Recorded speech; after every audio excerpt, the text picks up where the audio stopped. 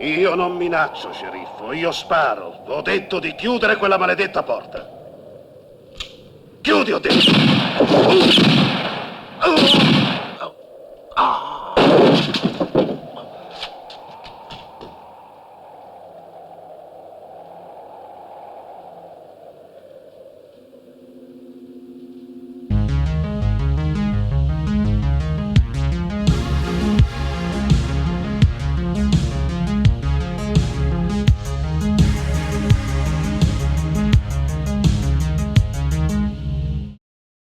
Welcome back to another episode of The Harbor. I'm your host, the Kino Cowboy. I'm here with Scott like usual, using my phone instead of a webcam because my stupid cord that came in didn't work.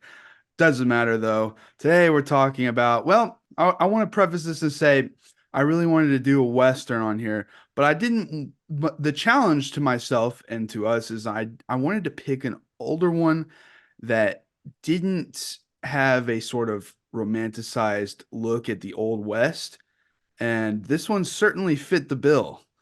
And it's a pretty wild spaghetti Western, grounded in reality, very gritty, and ahead of its time for its style in 1968, called The Great Silence, directed by Sergio Corbucci. And it was a hell of a time. I'll say that. Yeah, it's almost like you could call this different type of Western revisionist. Almost like there's a term for that. Yeah. Revisionist Western, if you will. So how familiar are you with spaghetti Westerns? Because the Western genre as a whole, I'm not. I mean, I've seen Westerns, but I'm not hugely knowledgeable about the genre. Spaghetti Westerns even less so. What about you? Uh, I I'm not as big into westerns as, some people might be. As old men? I've seen my fair share, and I don't judge per genre, I'll watch whatever. But the only spaghetti westerns I've seen are your basic like fistful of dollars kind of stuff.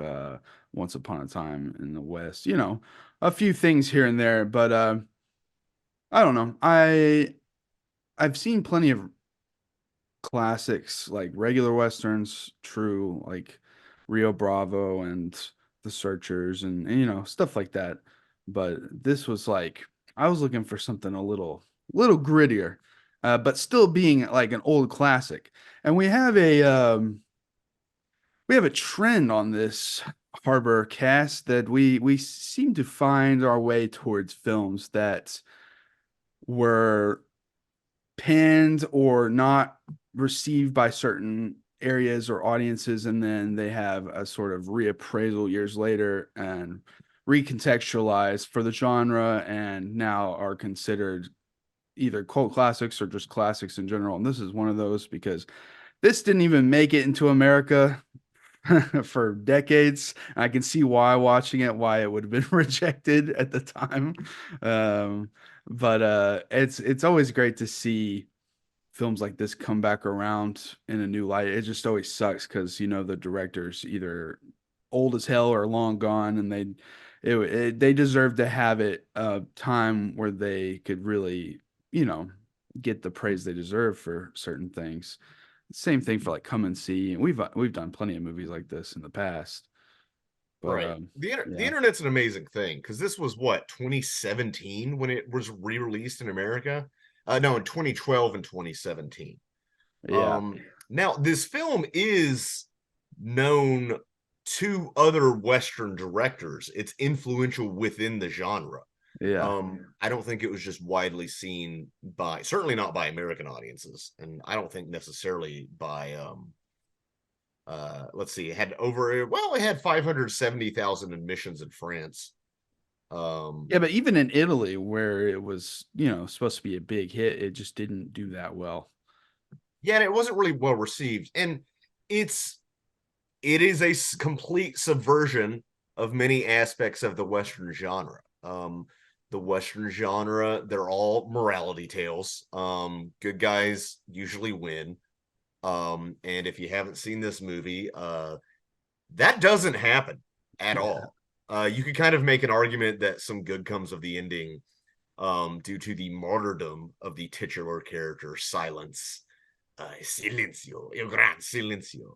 Which, by the way, did you watch this movie in Italian or English? I watched it in Italian. I thought about finding an English dub for it, but I said, screw it. I think it was going to add an extra layer of weirdness to it because we were just talking about, me and Sam were just talking about how we're so used to, as Americans, watching like period piece movies and stuff that are in English, but they take place in like France or wherever the hell. Like when we watch Napoleon, you're used to it. So it was fun, it's fun from time to time to have it the other way around where it's supposed to be like in Utah and shit, but they're all speaking Italian. I don't know. It just adds this weird layer. I like it. Yeah. And here's what happened. This is absolutely ridiculous how I watched this movie. So I watched the first hour of this movie, but what it was is so this is about an hour and 45 minutes, and we had over 2 hours till the NFL playoffs. I was at my parents, and I asked my dad, because I figured some of the movies on here I would not want to watch with my parents, mainly because they just wouldn't want to watch those movies. Like I don't think they'd want to watch Mirror. But I was like, okay, this is a Western. I feel like my folks can handle this. But then I went full neckbeard film buff. Like, wait a minute, is this thing I rented on Apple Plus the right aspect ratio? And what is it originally shot in?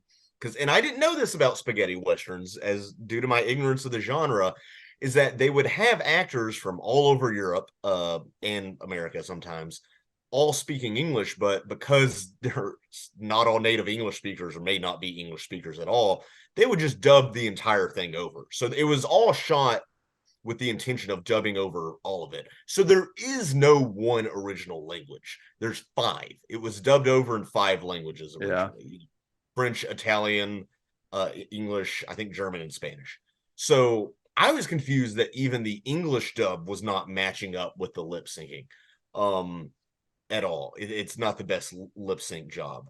Now, so what I did, because eventually we were into the movie after I was out of it because I was like frustrated and Googling stuff and I wasn't able to like emotionally invest in it and stuff. And then the playoffs were coming on. I was like, Dad, you can just watch playoffs. I'm going to finish this later.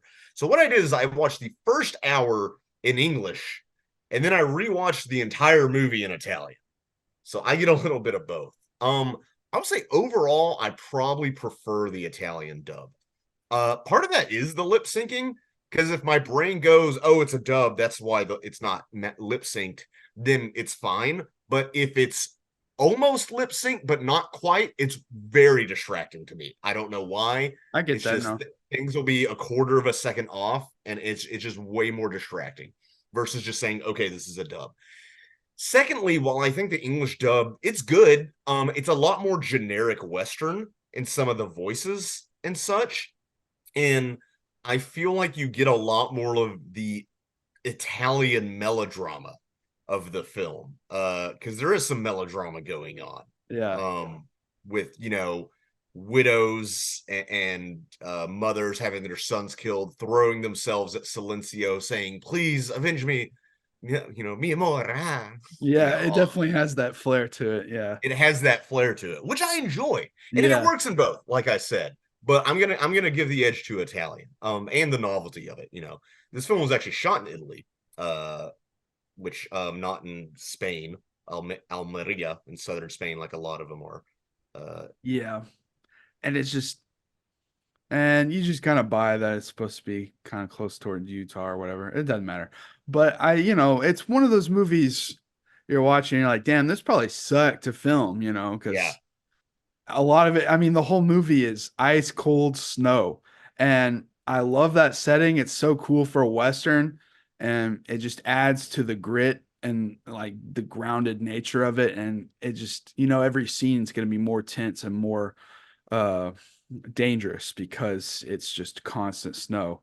And I don't know. It was refreshing for me because a lot of the Westerns I watched with my grandpa, you compare it to the 50s and 60s soundstage Hollywood Westerns, which a lot of those have a lot of similar tropes. And I'm not saying that this doesn't have similar tropes to other Westerns, or especially other spaghetti Westerns, especially with the silent protagonists and all that. But I don't know, just the way this movie's shot just overall is more cinematic. There's a lot of great zooms. There's Oh, a lot of great dolly movements. Um, and then just that separation of the fact that it is Italian pretending to be American, it just gives this slight separation of style that does make it more interesting. So the setting is cool. That's half the reason I chose it. I was like, oh, this is a Western, but it's like in this snowy, almost tundra like area. Like, okay, that sounds cool as hell. right. And there's a tradition of that. More recently we have the Hateful Eight, of course, which and Tarantino has referenced this movie before. He's definitely seen this movie before it was cool, I'm sure. Hell yeah, this is a Tarantino movie for sure. Oh, as fuck. As fuck. A Yeah, it's just Tarantino like movie. there's so much like shit in this. I'm just like, yeah, this is cool. Like, I'd rather like I'd rather a movie take weird risks and maybe some of them not all pay off for a better and weirder kind of execution. I don't know. It's just more interesting to me. So I don't know. That's cool as No, hell. 100%. Now, I know, I think, and I could be wrong, this was shot in the Italian Dolomite. I don't know how to say it. Um, in the Italian mountains. I think the town, Snow Hill, I think they call it. Yeah. That is a lot of artificial snow and such. They even used literal tons of shaving cream to cover the roads. Yeah, you can tell Which in certain shots. you can tell in certain shots, but in other shots it really looks like real snow. So I don't know exactly how they did it or in what parts of the movie they did it. But I was thinking, I mean, first scene of the movie, we see Silence trekking through the snow, and we even see the horse trudging through the snow and falling over at one point during the Yeah. opening credits. Um, I did think, yeah, this was a bitch and hauling these cameras around. They're having to do these weird zooms everywhere because it's not like they can move cameras through the snow easily, which adds to it again You got to stylistically. make sure your camera has perfect white balance because if you get out there and all of your shots are overexposed, you might not be able to afford to reshoot that day, you know? You got to be Yeah, very careful. which is something I give respect to the old directors. I mean, your old John Ford movies of like, yeah, he's literally out there in the desert and there's no autofocus. He like everything has to be perfect, or he's shooting on real film, and there's no video village. So, I mean, these millennial directors are a bunch of pansies compared to the old masters. But really, it is true. I did think of The Revenant. They talked about how hard The Revenant was to make. Part of that almost seems like the ego of Alfonso Cuarón, who's a great director. But I'm like, I bet there's a way you could have made this movie look as good and be easier. But it's a great looking movie. But yes, anyway, Revenant, Hateful Eight, those are two snow westerns that are more recent.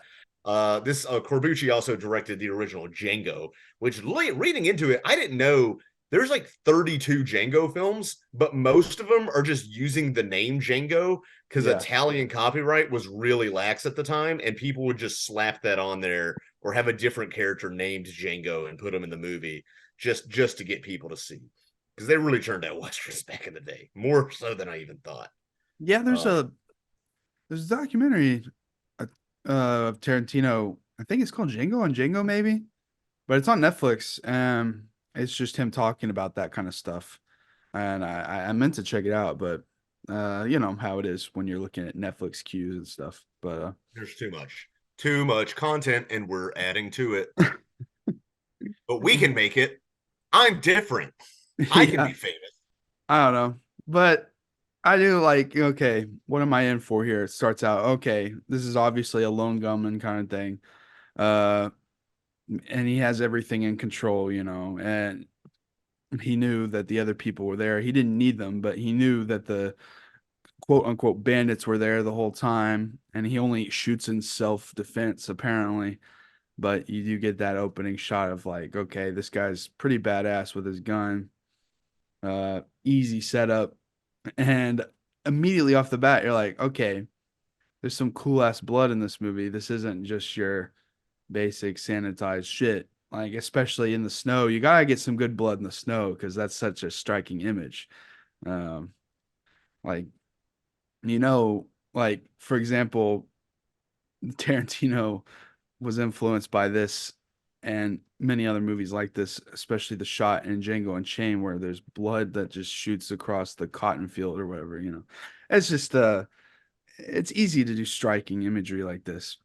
And Right. also this movie has a lot of great camera movement and a lot of like basically if you're going to have a silent protagonist, you have to learn to speak with the language of the camera and angles and film.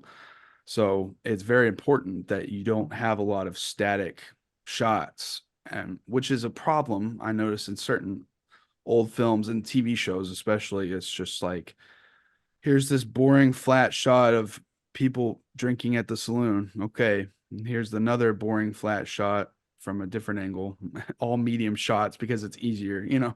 I don't know.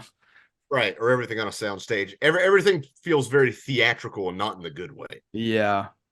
Um, Sure. it has it's one of those things. Some movies seem to take none of the advantages of cinema, yet none of the advantage of theater at the same time. Very interesting. Yeah. Uh, and silence. We'll talk about the title in a minute because you could take that 100 different ways. Yeah. But silence is played very well by a guy whose name I'm going to try to pronounce, Jean-Louis Trintignant, who's sort of your what is it, Kuleshov effect, where you interpret his face a lot. Sort of the Ryan Gosling of his day. He does a good job looking plaintive and scowling almost, without becoming sad or pitiful or puppet like. Yeah. And like I said, there is a good use of camera movement to say somebody will say something and then the camera will move.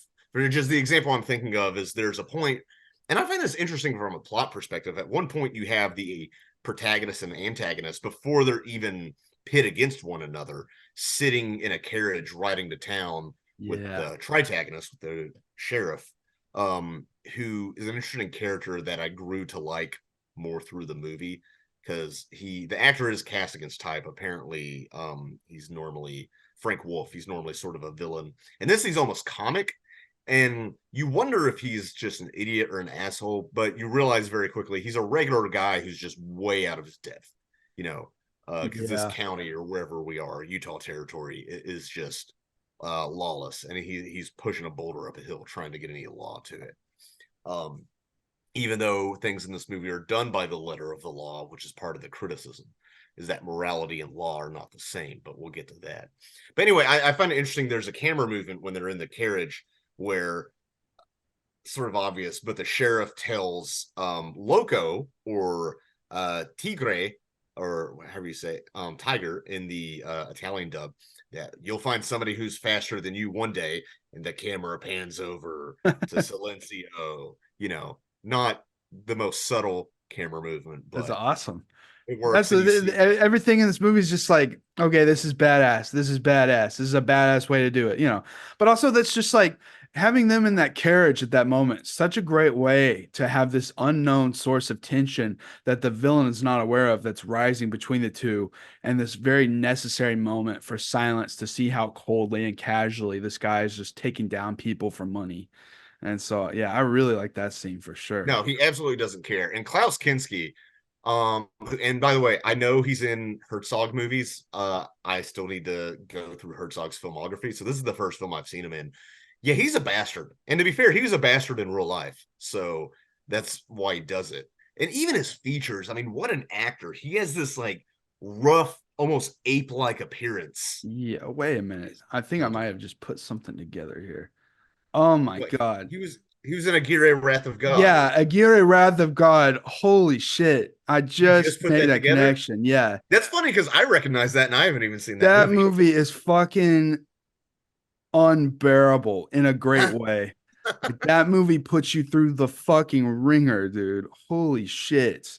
We might have to fucking do that movie sometime, but holy shit, that movie is like maddening. The same madness that these characters are going through in Aguirre, you're going through watching the movie. Like, it is fucked.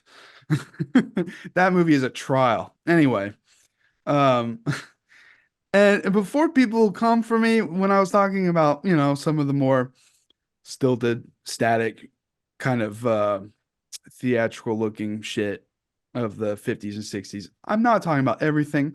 Like, obviously, John Ford knows how to shoot a goddamn movie well. It's just a different style, you know. I'm not talking about Howard Hawks or John Ford. I'm just saying it was nice to get that kind of like the movement in the late 60s to late 70s, that new aesthetic that was emerging, that fresh new style that Right, that everyone was new going Hollywood for. sort of thing with Yeah, it Coppola. was kind of like that, and but Italian Western. So it was just refreshing in that way to see a movie shot like that. That's all I was saying there. Right, But this is late 60s. We're getting out of the no, but yeah. there's a point that the genre typically has been cheapened by a lot of dime store imitations. Is some of the you ever look at the DVDs at Cracker Barrel and just wonder like what are these movies and who's watching them? It's Yeah, that stuff. yeah. It's that some of these movies we're talking about are more you catch them on TV and you can buy them at Cracker Barrel. So Yeah. I like Um, I like movies that just have this like stoic, few worded kind of badass, you know, like Dread or, you know, something like or that. Clint Eastwood's characters. Yeah, plenty of, you know, Good, the Bad, and the Ugly. Not that they're a hero per se, but I do like those kinds of characters, but completely silent. At first I was like, okay, I like a good stylized little action kind of movie like this, but can I get truly emotionally attached to a silent protagonist? But then, of course, which was what I was worrying about for a little bit. Not that it would bother me that much, but of course, smartly, there's a flashback where you see Silence's family shot dead and his throat is cut as a child. And that's really all you need. Less is more to me. And I've seen people become vigilantes in movies for less than that scene.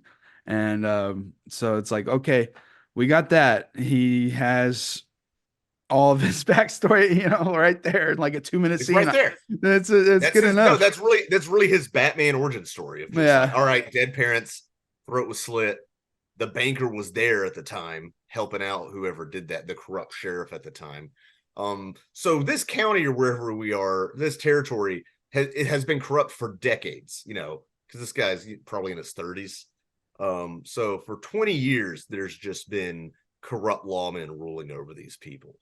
And that's another, by the way, good way to transition and to show emotion and to show the cognition of the character through cinematography, because you have him looking into a candle and he kind of have a match cut, a Proustian moment of him thinking back, looking at the candle as, you know, his parents are being gunned down, basically.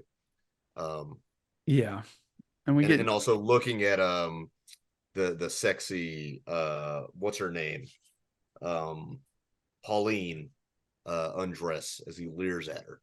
and for a second, I promise you, for the first like 5 seconds, I was like, is this one of those movies where they have a white woman playing a person of color? Because she was like so fair skinned in certain lighting. I had to look her up and know she's very black. She's in like Blackula, like some true hardcore Yeah, black she is. exploitation shit. But it was just like, I guess maybe it's like the way they have the white balance set or something. But I was like, she looks kind of, I don't know. But I just wanted to make sure because I've seen plenty of movies with my grandpa where white people are playing Native Americans, and it's just like y'all are just this doesn't stick out to you. This doesn't feel weird watching Right, it you to were you. trying to make sure it wasn't an Italian woman in makeup, is what you're saying.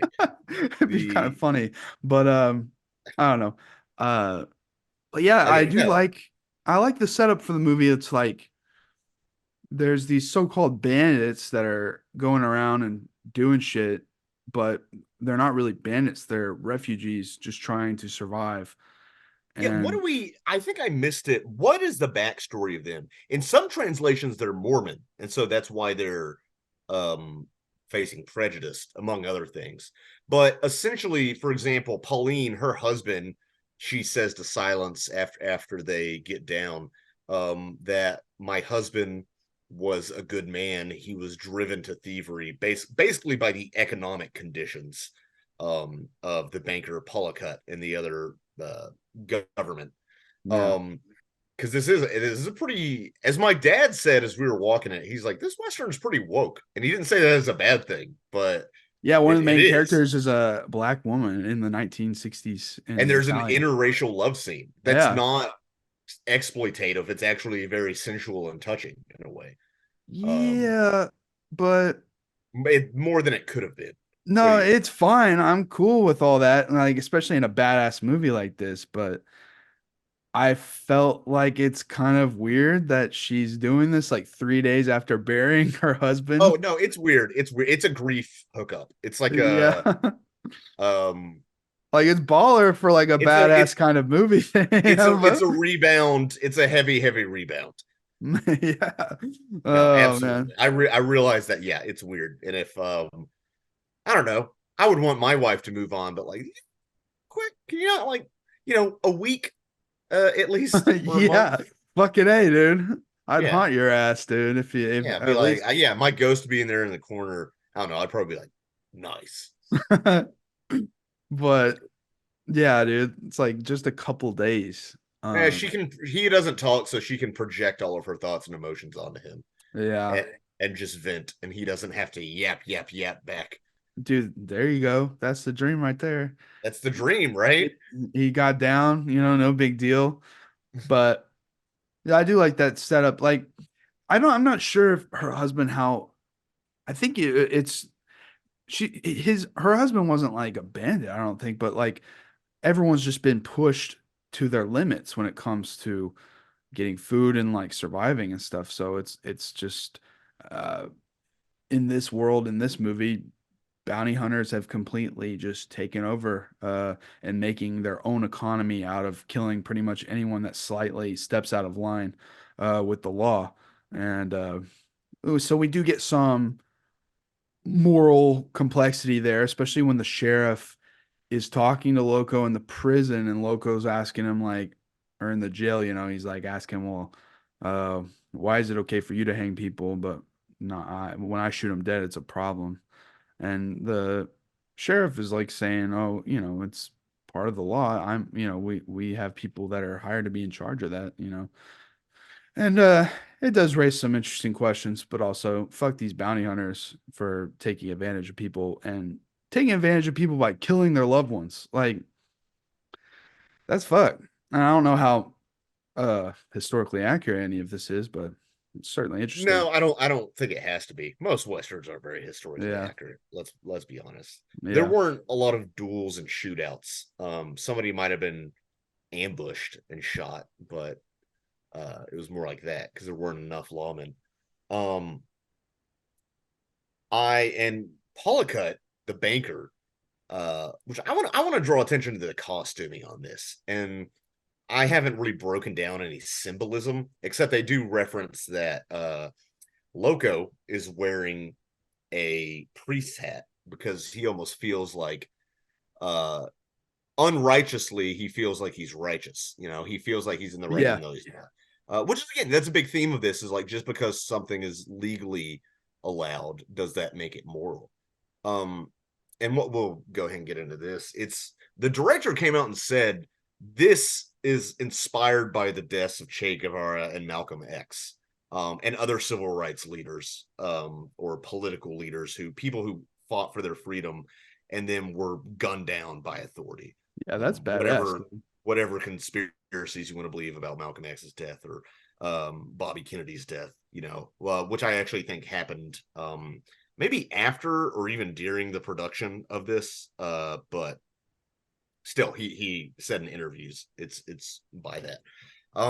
Because there's been and I've read about it before, and I can't get into all the details because I can't remember. There's been a lot of capitalist exploitation by the United States of the rest of the Americas, a ton. And there have been entire regimes overthrown for economic reasons, or fears that they would turn communist. I mean, we interview with Cuba a lot, obviously.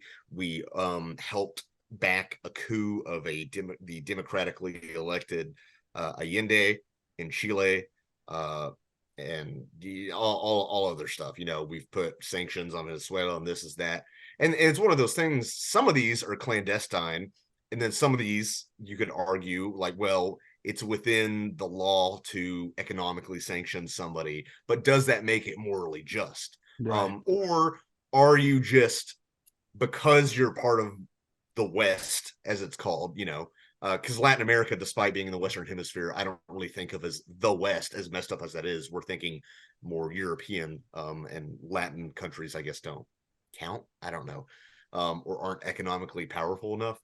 Um, there's this cabal of capitalists profiting off of oppressed classes and oppressed peoples, and you can read that 100 different ways. I don't think you have to, nor should you, draw a one-to-one comparison of like Silencio is this person, he is Che Guevara. Not like, no, I don't think that's exactly what he meant. But it's very, there's no way this movie would be made in Hollywood in this era, is what I'm saying, Right. unless they were very sly about how they put in the symbolism. Oh yeah, of course. That's what makes this movie badass. Because that's my problem with a lot of even something like It's a Wonderful Life, which is very post-war, small town community, Americana, family is the central importance. Kind of a conservative movies in a lot of ways, got criticized, I think, by some people for being like a closet Marxist movie just because the charity at the end. But it's not redistributing wealth through taxation and social programs. It's like the charity of like, tithing or giving to church, which Americans are okay with that. But then if you force them to do it through tithing, or through taxes, all of a sudden that's socialism. I Yeah, don't know. fucking A. That's fucking don't get me started on That that. people would think that of It's a Wonderful Life. Yeah, I know. I didn't say a lot of people thought it, but that's Yeah, just but an still. example. I have problems watching some movies in the 50s and 60s because there's such a like Hollywood in a way was commissioned as a propaganda machine, one of the greatest in history, to basically as a PR machine for American values, for family values, for capitalist values. Yeah. That's why you have rags to riches stories to say like, yeah, that's possible. That's something. Anyone I can mean, do it. even something like what it's based on a real guy, I know, but something like The Pursuit of Happiness with Will Smith, that's a conservative movie that's Yeah. saying like, hey, you can pull yourself up by your bootstraps. That's what the movie is, and it's not a bad movie for it. I haven't seen the movie in It's however. not that I'm not good. saying it's a great movie, it's fine. No, it's, um it's but not. But I yeah, don't no, know. this was It also actually, let me take that back. It introduced us to Jaden Smith. So worst movie ever. I can't stand that movie. I don't know. uh, I can't support Will Smith after the slap. Sorry, bro. I used to watch Fresh Prince of Bel-Air every yeah, night, but sorry, now dude. yeah, I've broken my ties. And I'm sure he's really weeping over my lack of support, over Scott's lack of support. Because Yeah, he's good at crying. I Dude, did Will say Smith can cry. yeah. Can he not? Yeah, dude. I mean, when the dog dies in I Am Legend, I bought that Yeah, dude. performance. And in Pursuit of Happiness, he's crying all over that movie, man. Yeah, he's a titty baby in that movie, though. Oh well, No, okay. I'm just playing. I Focus. don't know. Yeah, no, I always thought that movie is kind of, you know, fucking pulling at people's heartstrings, Oh, it is. It's totally tribes kind manipulative. of shit. And in the all of the trailers and ads, you saw him in TV spots. You saw him doing the Rubik's cube in the taxi, which is such a I don't want to say lazy writing, but lazy writing of just like, see, he's smart. He can do a Rubik's cube. And even though I don't know, yeah, like if you're good at Rubik's cubes, you're probably smart, but like at the same time, the skill to use a Rubik's cube is not the same to succeed in financial markets. I don't Yeah. know. It's like these tech bros who are good at writing C++, so they think they should, have influence on like world politics. Yeah. Yeah. Well, this movie, yeah, it was surprisingly very progressive with its just views on things, especially like the ending, which I don't want to get to yet, but the badass ending. The whole movie, I'm just like, yeah, this is a good time. Like when that that annoying prick is eating a whole chicken and Yeah. he's just causing a stir for no reason, and he just pulls his shit on silence and silence. Boom. Kills him so fast, and then the sheriff, one of the guys to the sheriff is like, he's like faster than the devil. And the sheriff's like, for all we know, he might be the devil. I'm like, yeah, this movie's cool. And I'm just like, Simple, yeah. effective. He uses a Mauser so he doesn't have to cock his gun, which is interesting. It makes it way more believable that he could shoot 2-3 people before they get him because he has a Yeah. semi-automatic. I Fucking don't know. A. That's simple. I wonder if there's any symbolism there with the Mauser and the post-war, and he's a Nazi. I don't know. Not really. No, but you do get these scenes like, even for like a badass kind of vigilante kind of gun for hire character like this, you have an idea in your mind like, okay, he's gonna be indestructible at the end. He's going to be able to like shoot everyone immaculately. He might take like a bullet on like the arm or something, but he'll be all right. He's gonna get the girl and just tear people apart, because he's badass. But like it does not go that way at all. He gets pretty down and out like 2/3 of the way into the movie, and you're kind of, at least I was kind of surprised by that. I'm like, okay.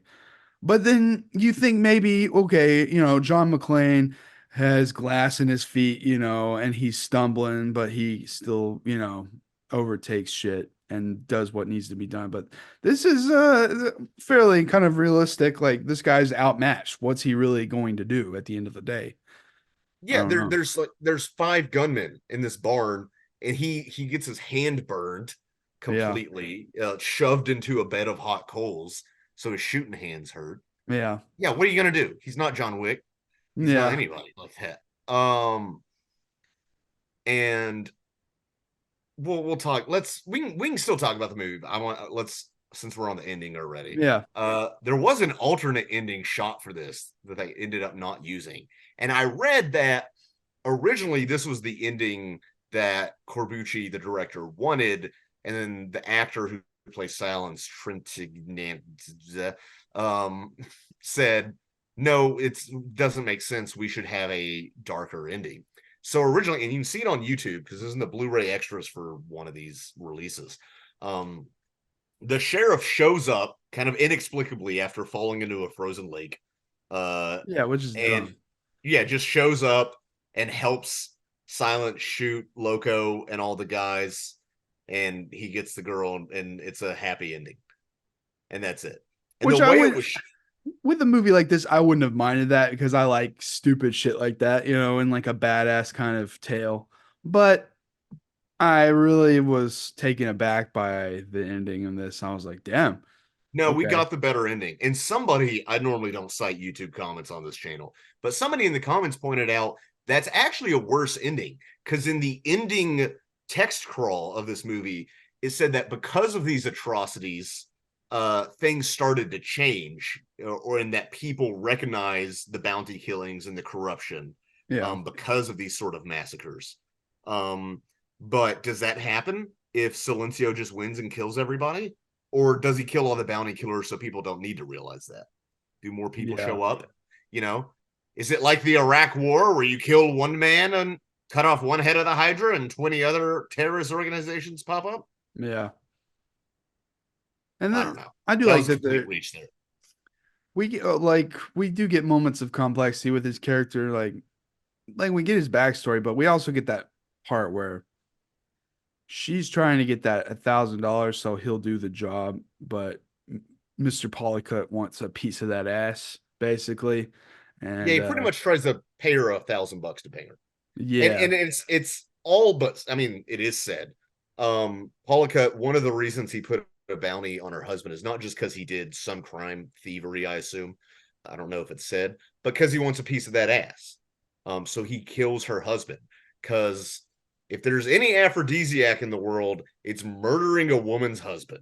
yeah. Yeah, talk about being down But bad. it's just like Silence hears all of this from her, and he's like, you know what? Fuck the money. If I get the money or not, fuck it. I'm going. That's all I need. Fuck these guys. And then he goes into the bar, and like, I love the detail, like that he throws the match into the drink, and the guy pulls the match out, and then he throws the rest of the cigar into the drink. And I don't know, it's just cold as hell.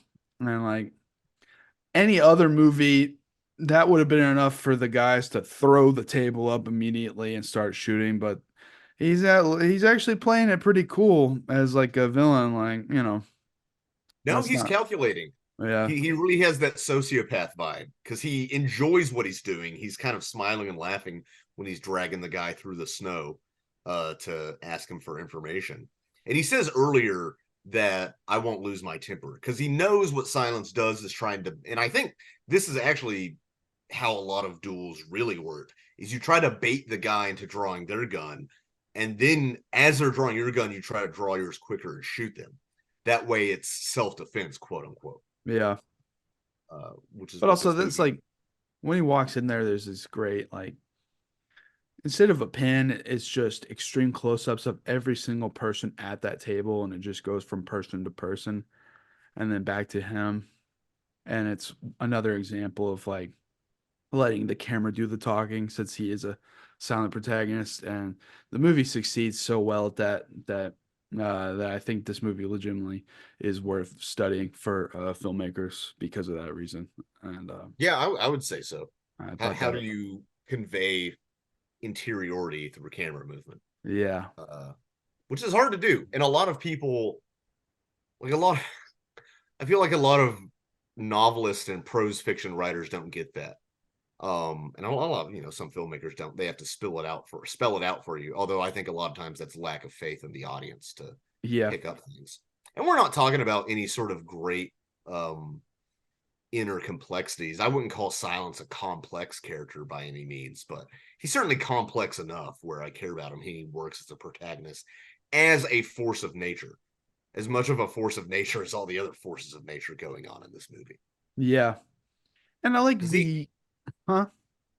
I was going to talk about the title, but go ahead. We can talk about that a Well, little I bit. just like that the setup is um they take the bandits, quote unquote, take the sheriff's horse, and he's like, what are you all gonna do with this one horse? We're gonna eat it, motherfucker.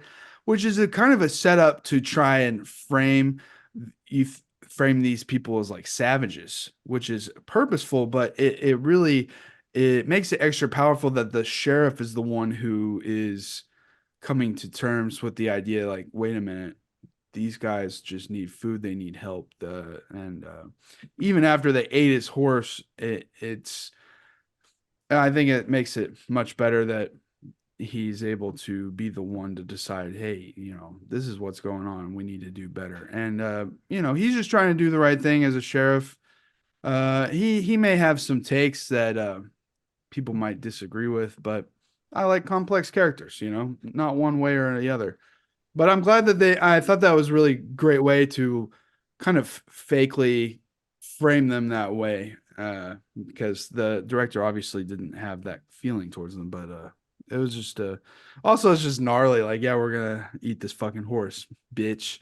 Like that's Yeah, the they're excited answer. for a week. We'll feast on it for a week. Yeah, No, and like I said, for that reason, as the movie goes on and the sheriff understands more of what's happening because he's new in town, he becomes more sympathetic throughout the movie. Um, and I was sad to see him go. I was on my couch and audibly because I was like, "Oh no, don't unhandcuff Loco to let him fucking take a stupid dump." shit. That was stupid. And then, but he still has him handcuffed, just not handcuffed to the saddle. I'm like, okay. That's my one issue with the film. How did Loco have a gun buried out there in the snow when this happened and It was no. from a guy he killed earlier.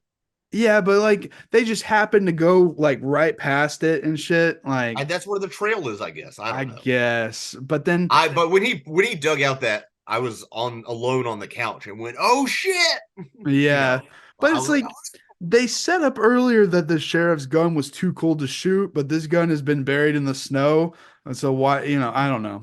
yeah, I don't know. Modern firearms, I don't think that's a problem. I don't know if it was a problem in 1898, I know, but 1890. it just seemed kind of inconsistent logic there. Yeah, But it is. oh well. But they could have just like it would have been more believable, I think, if he would have had like a really small handgun, like taped to like his inner thigh or like in his gooch or something while he was wiping his ass or something. No, he I don't know. He hit it. He hit it well. You set it Yeah. up. It's Chekhov's gun. It was there earlier. It Yeah. shows up later. Yeah, I get that. But also that when I don't know, this movie kind of reminds me of the way people for some reason treat homeless folks, like Yeah.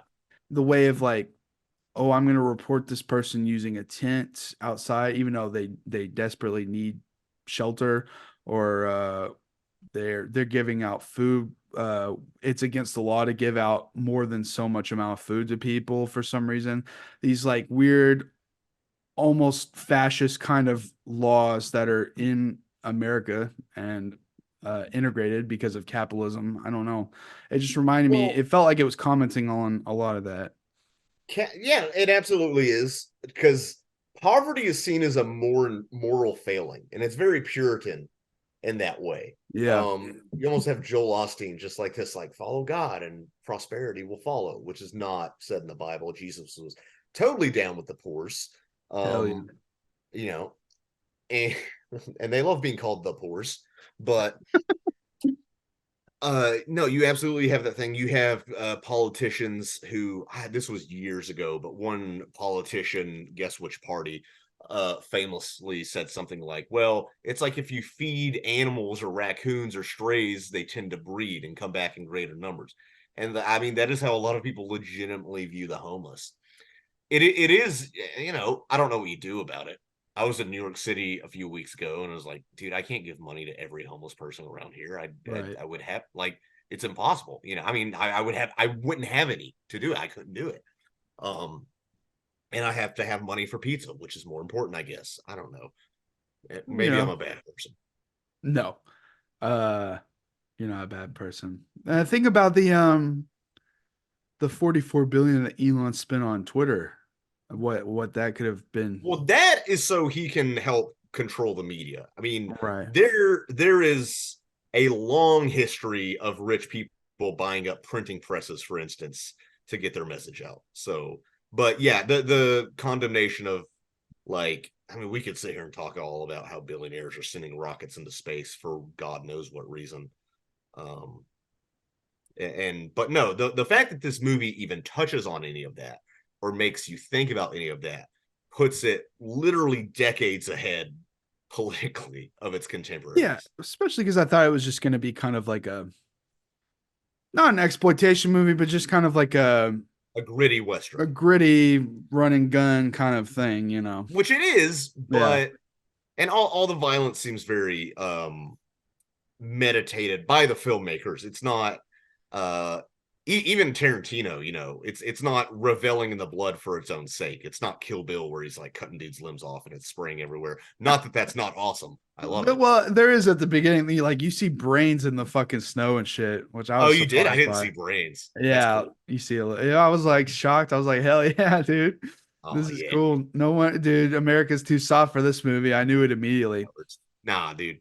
Yeah, 'Cause, I no. mean, there's This is like, that's the advantage of living under the fascist party, I guess, is that you're more no, okay with violence because you've seen it. no, it's just this movie's European. That's all I'm saying. You see tits and ass in a If I've sex said it scene. once on this podcast, I've said it 20 times. Mid-century world cinema, as it's called, is just straight up better and more interesting than a lot of American stuff at the same time. 68 by 68 we were coming into some stuff, like Yeah, it was popping off in America, but yeah. by Kurosawa time, Seven Samurai and stuff, we talked about it there, how much more interesting the world Who's cinema is Afraid there. of Virginia Woolf, and then we get Taxi Driver, and so on and so forth. Big old badass kind of shift in Big our, old badass shit.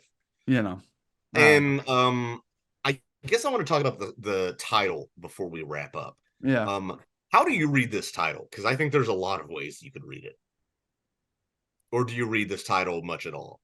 The Great Silence. It's just, I don't think it's really talking about the protagonist. Uh, I mean, maybe because he's a martyr, but also all the people, all the people that were shot in the bar at the end. There's a literal silence, and it was that silence, the silencing of these people that maybe brought around change after this happened. I don't know. Sure. Right, the silencing of oppressed peoples and of their Yeah, issues. The Great Silence. The first thing I thought of was death. What is death if not the Great Silence? yeah, Um, and also you have snow dampens sound, and the city always seems quieter.